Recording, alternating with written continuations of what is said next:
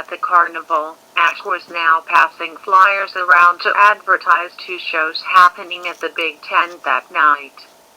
One was for a circus show and the other was for another showing of the Great Butler's magic show. He was also trying to find May, who still had not returned back. Pikachu, who sat on his shoulder, had now joined him, hoping to find her as well. Still no sign of May, buddy? Ash asked. It replied with a sigh of disappointment. I'm sure she's somewhere around here. Maybe she went to grab a snack or something. Pikachu suddenly raised its ears, hearing the sound of jingling bells. It recognized them from earlier. Pika-Pie, Pika-Pika, it cried out, pointing its hand out forward. You found her, Pikachu? Where? He looked on ahead and at long last noticed a familiar-looking clown. It was indeed May, who seemed a lot more acrobatic than earlier.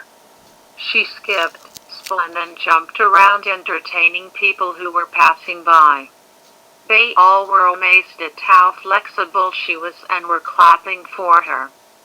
She would also stop for some children and make some balloon Pokemon for them like an expert. Despite wearing huge puffy gloves on her hands, she made the kids laugh by squeezing her rubber nose that made a honking noise when pressed. Whoa, Pikachu, look at her go. When did she learn to get so good that fast? Said Ash, looking in amazement. Pika-May headed towards them, still with the intent of entertaining people.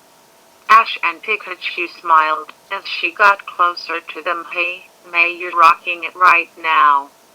Way to go. Pika-May didn't even acknowledge them and passed on by, continuing to do as she was ordered by her master butler. Ash and Pikachu watched as she skipped away, wondering if she had even heard them. I guess she's just really into the rhythm of it all right now.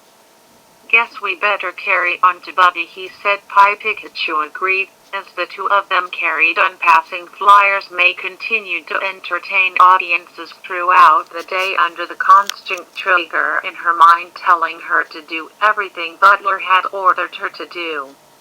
Eventually, she passed by the trailer where Butler was inside having a cup of coffee. He saw May jumping around outside the window and rushed on over to get her attention. Oh, Maisie, my dear, come on over here for a few minutes, would you?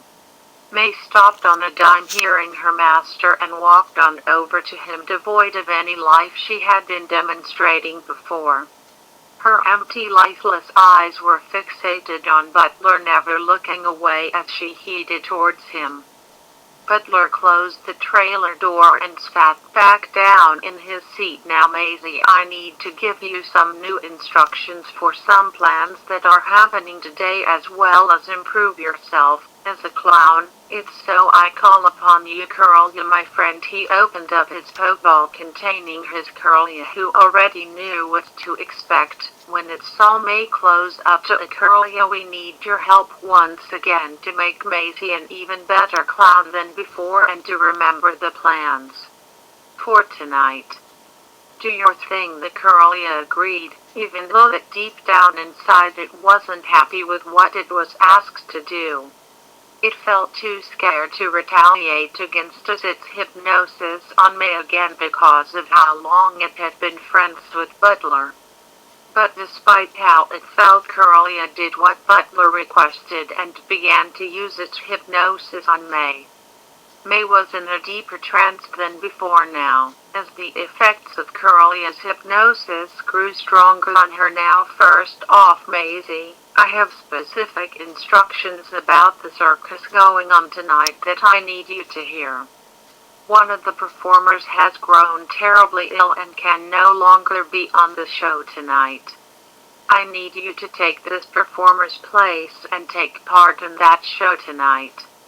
I trust in your incredible abilities and just know you'll be able to put on a great show for everybody. Do you understand what you need to do? Yes, Master, May replied robotically. Fantastic. Next, I will need you to improve your skills as a clown. I forgot to take into account that whilst you have your amazing acrobatic skills along with everything else, you don't seem to show any emotion at all. I know. For you right now in your current state, but I need you to be jollier for me, okay? I have a reputation to keep and I can't let anyone be suspicious about what is going on here. If anyone asks anything about me, you will tell them that I gave you helpful advice to be the best clown you can be. So just enjoy your new life when around others, when I'm not here. When around me, be as monotone as you want. It only proves your loyalty to me. Yes, Master. The more in control Butler felt, the more devious he was beginning to sound. Never before had he ever felt like this, as he loved every single minute. He then got out a watch from his pocket. Now then, Maisie, go back out there and continue doing what you do best. Only this time you will act a bit more human and love your life as a clown. When the time reaches 5 p.m. this watch I shall strap to your wrist will ring, and that's when you must return to me in this trailer. We need to get prepared for both the circus and my show around that time. Understand? Yes, Master. Excellent, Curlia. That will be enough now, please. Thank you very much, Curlia. It replied weakly, feeling tired. I'll take a good rest now, my friend, Butler said, as he returned Curlia to its pokeball. Now then, Maisie, do you love being a clown? Tell me with some emotion in that voice of yours. Yes, Master. Being a clown is what I was always meant to be, May replied in a jolly tone of voice. She was acting much happier now, even if it was completely forced and the life in her eyes was still gone. Fantastic. Now get back out there and have some fun, your eye, she cheered, as she danced out the trailer heading back to the carnival. Butler chuckled to himself, feeling very proud as he closed the door. Meanwhile, Max and Brock, who were having fun on some carnival rides, had eventually joined up with Ash, who was now out of costume, taking a well-deserved break. After feeling dizzy from a few of the rides, they sat down on a bench to relax. So May must still be going around the place, as the clown has said, Brock, asking on her whereabouts yet. She must be, 'cause I haven't seen her most of the day. She took off after feeling down about getting her role as a clown wrong, but she comes back later and now she's showing off tricks I never knew she had in her. It's a pretty amazing switch from what she was like earlier, Pika replied Pikachu in agreement with him. What kind of stuff was she doing then? Ash asked Maximum. I know my sister, and I know she's never been the most flexible person in the world. She was twirling, spinning, and dancing around the place like an expert. She was even making balloon Pokemon like she had been doing it all her life. Whoa, now that doesn't sound like the kind of things she would be doing. Are you sure it wasn't just a different clown? She did have a lot of white face paint on her, and most clowns wear that stuff. It was definitely May for sure. It's pretty easy to tell who it is under the face paint, and the costume was the same one she was wearing. How odd indeed, replied Max, thinking deeply about it. Just then a big pyre appeared right before Ash's eyes and slammed right into his face. Pikachu jumped off his shoulder just in time to avoid being hit. Gaia cried out a familiar voice, as the boys turned around to see who it was. It was May, who was laughing at her antics and skipped off to continue going around the carnival. May. Hey, come back, Max cried out, as he chased after her. Hey May, wait! Followed Brock, as he ran off to catch her as well.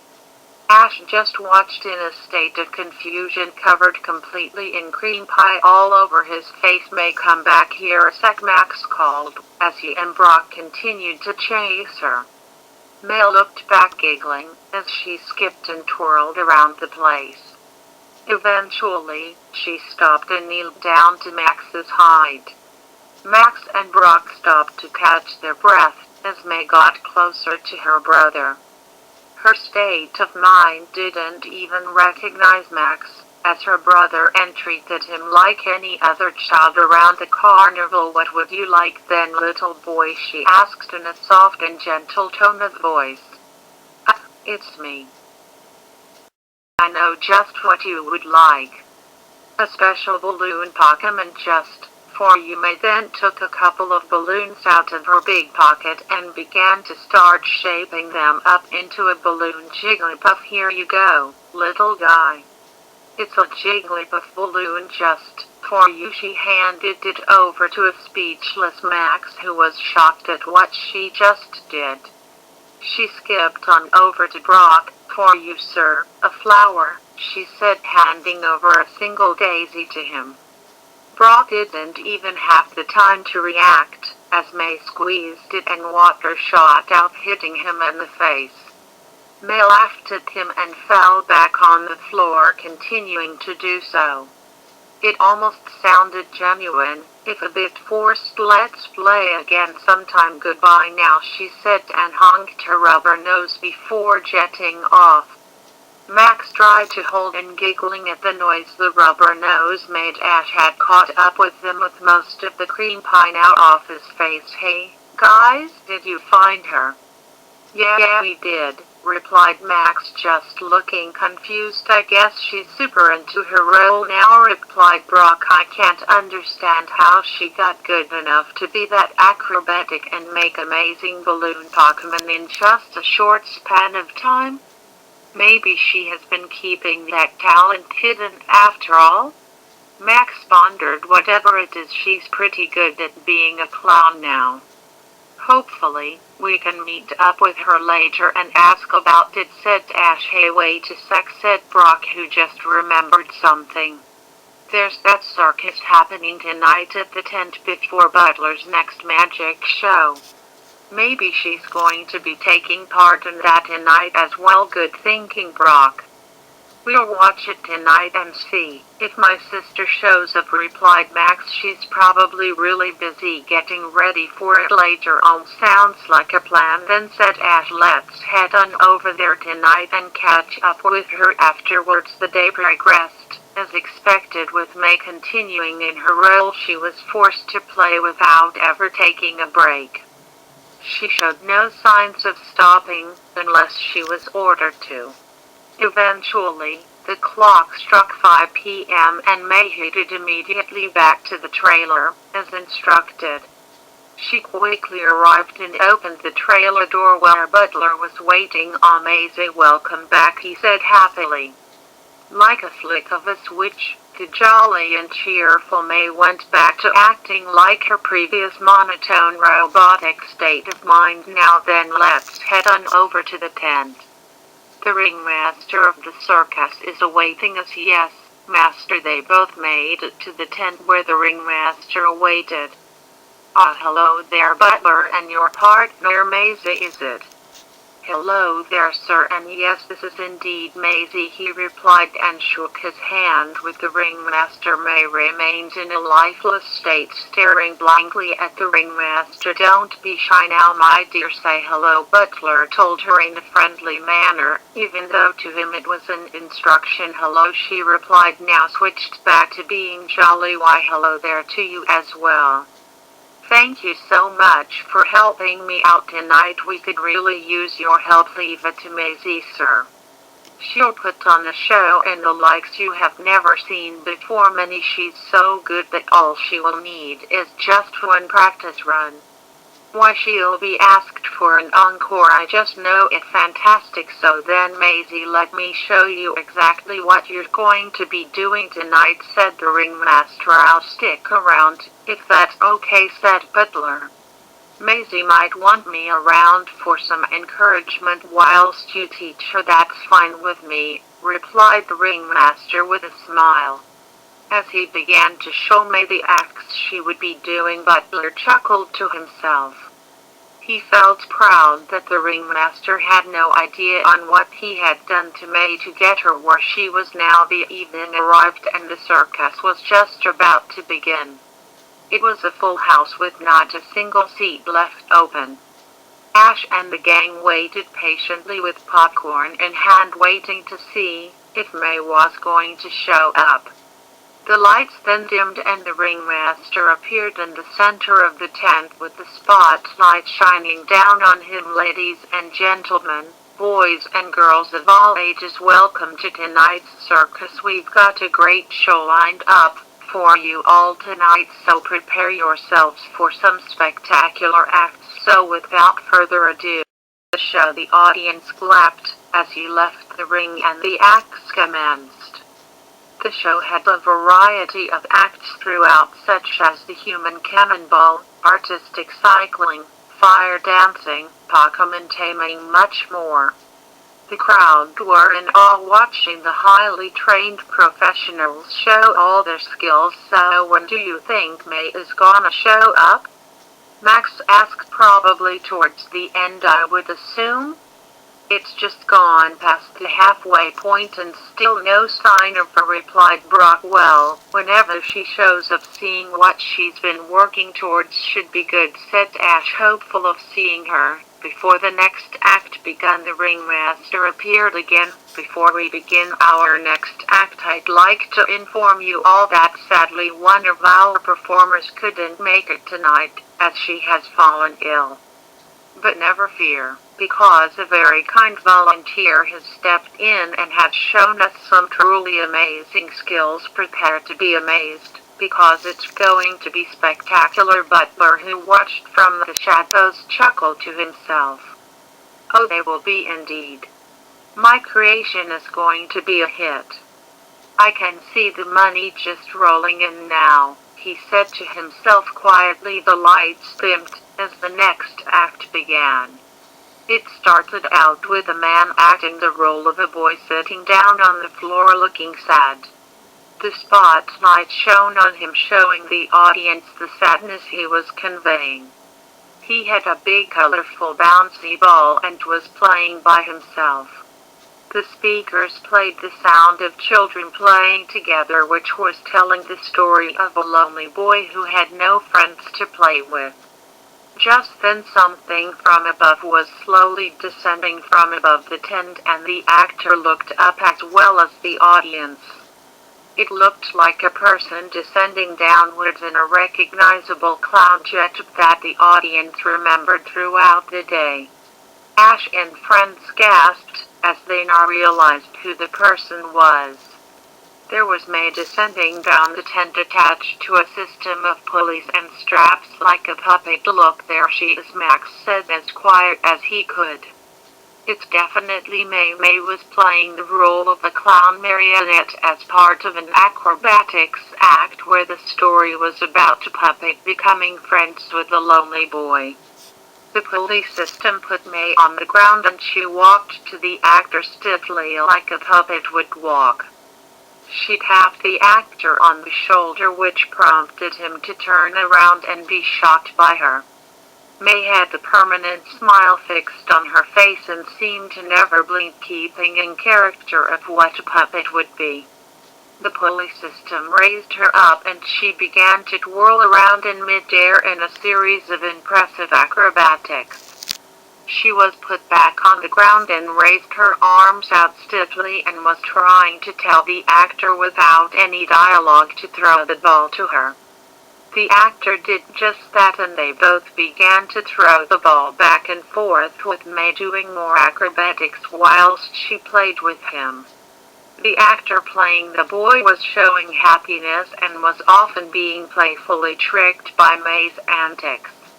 She would make him think someone was behind him or even pretend to not give him back the ball. Her antics made the audience laugh except for Max, who was more fascinated than anything else. Then the pulleys were dragging May back into the air as she waved goodbye to the actor. The actor didn't want her to go and pulled her back down and removed the straps connecting her to the wires, as if it were to break her free from her strings. May collapsed to the floor and sat motionless for a few seconds. She then jolted up on her feet and began to dance around the stage. She did her series of twirls and spins and even interacted with some of the audience as she skipped on over to the seats. She then got on a nearby unicycle and juggled some balls whilst she rode on it. The audience clapped and cheered loudly, feeling impressed with her skills.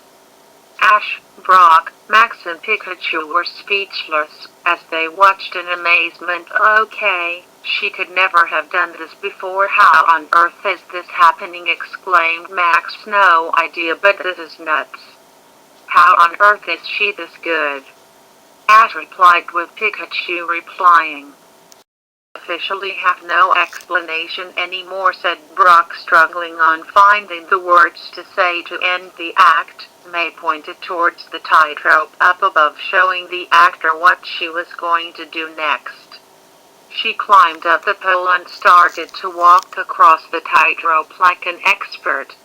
The audience continued to cheer whilst Ash and friends had their jaws wide open in complete disbelief. May then stood on one foot and spread her arms out to keep in balance. The smile never left her face and was still constantly making sure she pleased Butler and the ringmaster.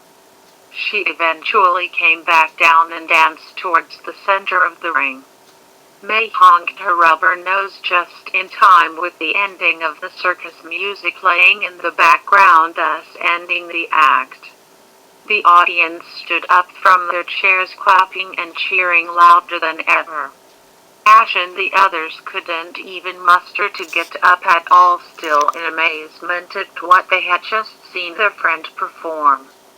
The ringmaster headed back onto the stage and stood next to May. "Ladies, gentlemen, boys and girls, give it up for Maisie the Clown," he cried. "Maisie the Clown," Max called out in shock. "That must be her stage name," Brock replied. "Never expected that, but it in the works, I guess," said Ash. Pikachu agreed. "What an amazing performance, folks. Look forward to seeing Maisie once again tonight at the Great Butler's Magic Show, where she will be his trusty assistant. Give it up once more for Maisie." The audience's cheers got louder than ever, and Butler, still in the shadows, felt very pleased with May's performance. "Fantastic. She's turned out just the way I wanted her. There is absolutely no way I'll be giving her up now.